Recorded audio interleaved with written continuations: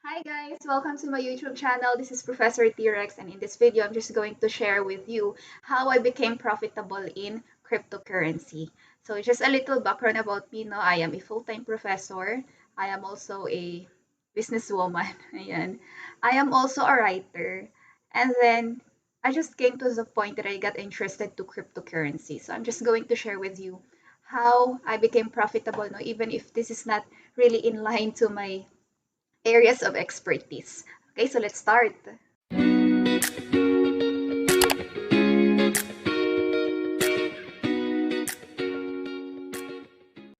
Okay, so share ko lang itong chart ni FTM USDT perpetual. So I trade in futures, and I just want to show you know how I plot my how I set up no whenever I trade.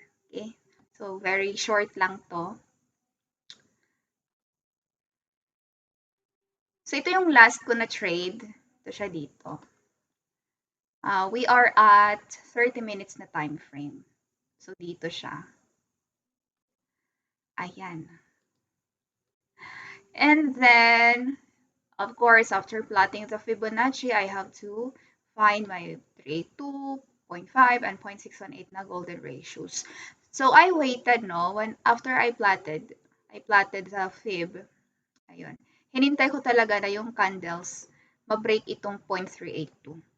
And when these candles, ito siya guys, this one. Itong line na 'to, nung na-break ito ng candles 'no, I I took a position there 'no, nag-buy position ako, long position, and then nag-take profit ako dito. Ayan. And then after that, nag-bounce siya sa 0.5, so I waited again for the candles to break the 0.5. So far, nag-break naman siya dito na part, so I took a long position there, and then nag-take profit ako dito sa 0.618. Okay. And then after that, no, nag-take profit ako, nag-break na naman yung 0.618. So I took another trade there. Yan. Diyan pa rin, no? Long position. And then nag-take profit ako dito. Ayan. So in just a day, guys, no? I started from $10 on that day, June 29. And then, yung $10 ko na yung $63. Ganun lang siya kabilis, no? If you really know when to take positions, and if you really plan your trades, you can really be profitable. Okay, you can really avoid losses, no, in trading. Okay, so this time, I'm just going to share with you how I became profitable in this journey. Ito yung ano no, some of my trades. I just want to show you. Ayan, no, in a day, in just one trade, nakaka $31 ako, 13, $35. So last ko na trade, I got $20. So I'm just going to share with you, no, a very short journey, no, of how I did it. Ayan. Karamihan ng pansin ko sa nag-crypto, mga kalalakihan yung magagaling sa ganito, lalo na sa mga technical analysis. Ayan. So feeling ko talaga kulelat ako sa mga ganito. Pero so far, no, hindi naman pala gano'n, no? Wala palang gender yung cryptocurrency. Okay, so una kong ginawa, of course, nag-YouTube tutorials ako. I don't know if you can relate with me, but this is really our first step, no? YouTube tutorials. Ang dami kong pinanood na tutorials. Ayan. No, from kahit kung sino-sino lang yung pinapanood ko sa YouTube. And of course, no, after watching the tutorials, application, tapos kapag hindi ko feel yung kanyang strategy, I have to look for another tutorial again on YouTube, and then application na naman, and so on. So, ganun yung nangyari. Until I came to the point na, uh, um, I felt so alone in the journey. So, what I did, I joined a community. So, meron siya sa Facebook, no? If you want, you can join a lot of communities there na nag-crypto din, nag-trade din. So, at least you also learn something from their experiences, because there are some members there who would share, no, their experiences, loss and wins. Yeah, losses and wins nila. Ayan. And then, after joining a community, uh, I was still not confident enough with my strategies. Though marunong na ako, I became profitable na little by little. I was still not confident enough, no, with myself. So what I did, I enrolled to a coaching session. So you really have to invest. You really have to educate yourself. That is really the key, no. You have to educate yourself, and you have to pay. You have to pay for it. Ayan. And then after the session, yun, medyo confident na ako, no? Kasi you already have the theories, you already have the knowledge. Uh, what I need to do na lang was to apply what I learned from the session. So I did some applications, no? And then, ayun, no? You have to really stick to the system. Okay, that's what I learned. You have to stick to the system. Kung ano yung tinuro sa'yo, you have to stick to it and you have to trust the system. Alright? Kasi minsan guys, yung nangyayari sa atin, kapag yung isang system, yung isang strategy natin, inag-fail once or twice, yung tendency kasi lumilipat tayo sa panibagong strategy. Hindi maganda tong strategy na to. I failed it twice or 5 times or maybe 10 times. Ayan, no? So, yung nangyayari, nag-jump off ka to a different strategy na hindi ka naman familiar, hindi pa talaga proven and tested. And then, matatalo ka na naman, jump off ka na naman to another strategy. So, magugulo yung isipan mo. You will just find yourself confused and lost, no, in the middle of your journey. So you really have to stick to your system and you have to understand that trading is a gaming probability. Yan yung lagi kong sinasabi, it's a gaming probability. It's not going to be 100% no na mananalo ka. Hindi pwedeng all the time mananalo ka kasi may panahon talaga, may tendency that you will really lose in this area. Okay? You have to accept that. Hindi pwedeng panalo ka palagi. Okay? Kasi probability talaga siya. There are a lot of factors that could affect the market na akala mo magiging profitable na, okay na yung plans mo, okay na yung nakaset na TP and SL mo, tapos biglang nagkaroon ng factor na naka-affect sa kanyang sa flow sa market. So, ayan, no, pwede kang mag-fail. So, you have to accept that and you have to understand that it's a gaming probability. Okay, next is you have to master your system. So, after sticking to your system, you have to master it. You have to keep on using it. Kahit minsan nag-fail siya. Kasi may mga factors din bakit nag-fail tayo. Minsan, personal factor, no? Minsan, kahit hindi planado yung trade mo, okay na, confident na ako dito. Tapos biglang nag-fail, tapos sisisihin mo yung system. So, hindi pwedeng ganun. You really have to master your system. Hindi pwedeng pabago-bago ka. Okay? Master mo talaga siya. Yan lang talaga. And then, be comfortable with it and be compatible with your system. Okay? Those are very important. And then guys, whenever you trade, you have to start with a small amount lang. Okay? Every day, pwede na yung $10. That's what I did in my previous trades. No? Every day, I would only use $10. And then, I always have the goal na dapat lumaki itong $10 ko before the day ends. So, minsan, nagiging $20 siya. Minsan, nagiging $50. Gano'n. So, every day, $10 lang yung kunin mo. Okay? If you are just starting, no? Starting ka pa lang, beginner ka pa lang, ayaw mong mawala agad yung capital mo, you have to always start with $10. Tapos kinabukasan, $10 din naman, hanggang sa lumaki yung $10 mo. No, that's the wisest way para sa akin, para makontrol ko yung risk, no, para makontrol ko yung mawawalang amount of money sa akin. So I always use $10 lang every day. Yan. Very conservative siya, I know, but mas okay na siya, no, kaysa sa maubos lahat ng puhunan mo. Okay? But it's up to you, no, pwede naman 50% ng pera mo, ayan, depende sa'yo. Pero, yung point talaga dito is you have to trade with a small amount. Huwag mong i-all in. Okay? Kasi pag matalo ka, lahat din, wipe out yan. Okay? And then, another, you really have to plan your trade. Ito yung pinaka-importante. Hindi pwedeng sugod ka lang ng sugod. Hindi pwedeng dahil nakita mo doon sa FB group ninyo na, uy, this is not the time to buy this coins or itong token na to. Ayan, bababa na yung presyo niya, magpa-pump na. No? Yung mga ganun mga posts. Tapos ikaw naman, na-FOMO ka din. Nahahata ka nila. So, pagka-entry mo, nag-dump bigla yung price ng coin. So, wala na. Nandun ka na. Naipit ka na. So, hindi siya pwede. Okay? You really have to plan your trade. Huwag kang papadala sa social media lang. Huwag kang papadala sa friend mo. Okay? You really have to plan your trade. And then before you trade, no, better nga if magbasa ka muna ng mga news that would affect the flow of the market. Yan, no? Like example, yung nangyari kay Elon Musk, bigla siyang nag-tweet and because of his tweet, biglang lumagapak yung presyo ni Bitcoin and everything just went downhill. 'Di ba? Yan. So this is what I do, no? Plan your trade talaga. Hindi to pabilisan. This is not a competition, okay? This is not a race. you really have to plan it out. So how do I plan my trades? So number one na ginagawa ko, check the market cap.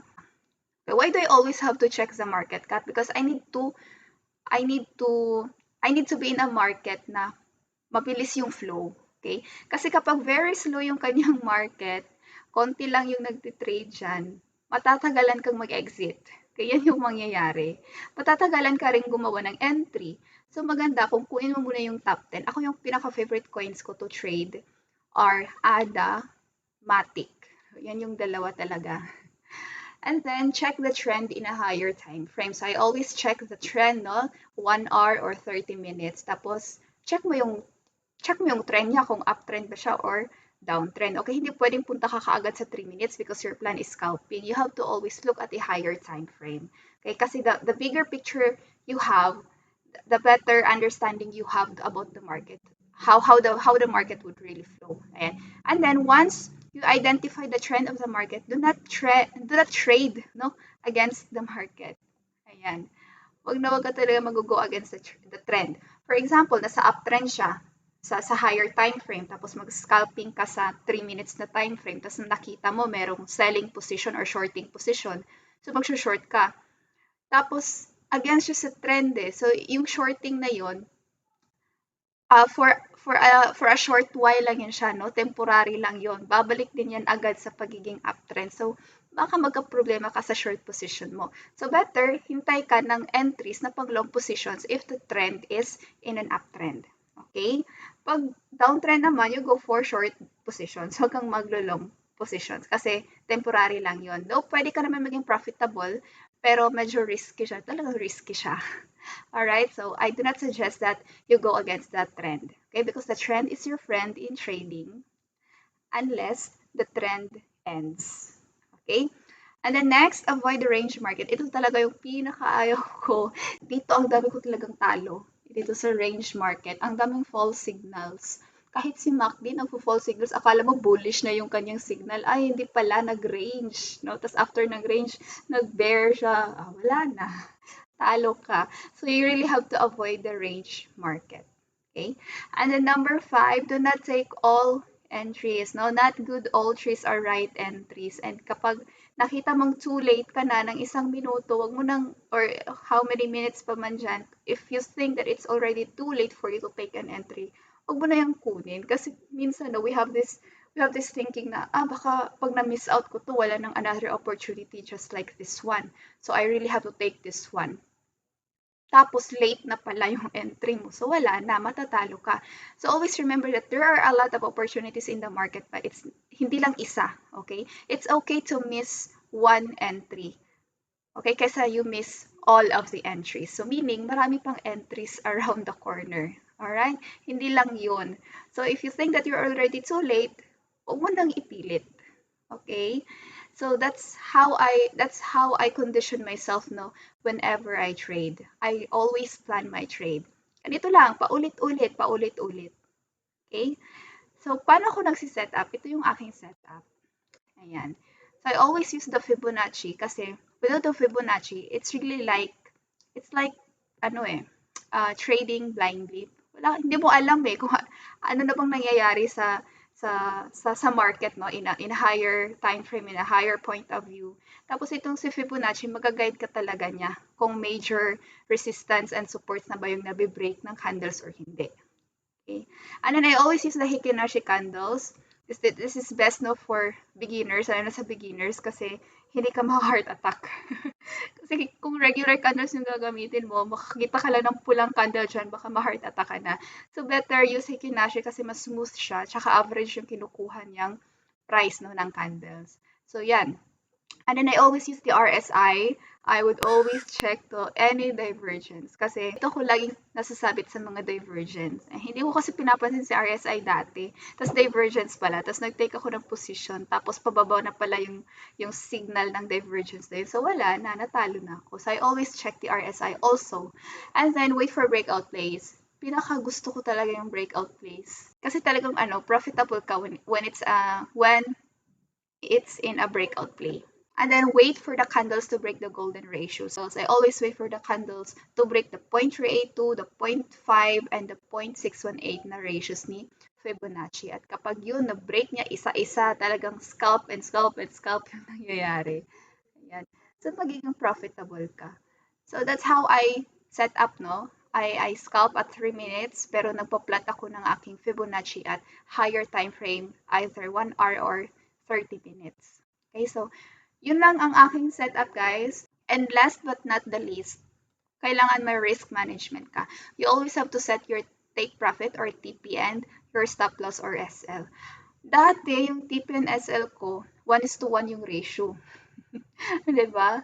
Kasi gusto ko, baka para kasi yung concept ng 1:1 na ratio ko is para meron pang space, no, yung candles to make moves kasi down, up, down, ayan. So, hindi mahihit agad-agad yung aking SL. Pero later on, na-realize ko na better pala yung stop loss ko is kung saan ako nag-entry. Yun din yung stop loss ko. Para at least kung ma-hit man siya, hindi ganong malaki yung mawawala sa akin. Usually, mga ano lang, transaction fee lang yung mawawala. Okay? So, yun yung na-realize ko later on sa aking trading. You set your stop loss at the point where you took an entry. Very conservative, di ba? Pero kung risk taker ka, gusto mong makagalaw-galaw pa yung candles mo, then you can take ratios na 1:2.5, ganun, or 1:1, up to you. Pero sa akin personally, I would go for, 1:0. Okay, so that's it, guys. Yun lang yung masasabi ko regarding sa aking crypto journey, no, and how I became profitable in this area, even if this is not in line with my profession. Yan.